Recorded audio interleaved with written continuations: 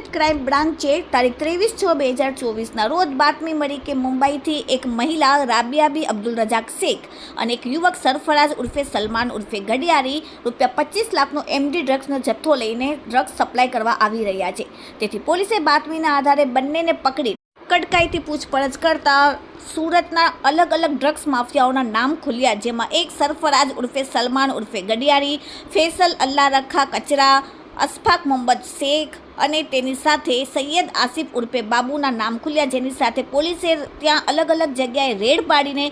કુલ મુદ્દામાલ સાથે ક્રાઇમ બ્રાન્ચે ₹37,37,749નો મુદ્દામાલ પકડી પાડ્યો। આરોપીઓની કડકાઈથી પૂછપરછ કરતા ફરીથી સુરતના 3 ડ્રગ્સ માફિયાઓના નામ ખુલ્યા છે, જેનો નામ છે એક મોહસિન ઉર્ફે બાટલી શેખ, રહેવાસી સલાબતપુરા આંબાવાડીને ક્રાઇમ બ્રાન્ચે ઝડપીને પૂછપરછ કરતા કહેલ કે રાબિયાબી પાસેથી એમડી ડ્રગ્સનો જથ્થો મંગાવેલ અને અગાઉ પણ આરોપી પાસેથી ડ્રગ્સનો જથ્થો લાવીને વેચાણ કરતો હતો। ત્યારબાદ પોલીસને અન્ય નામ ખુલતા મોહમ્મદ સૈફ ઉર્ફે પઠાણ, મોહમ્મદ સલીમ રૂપાવાલા, રહેવાસી સલાબતપુરા મચ્છી બજારને પોલીસે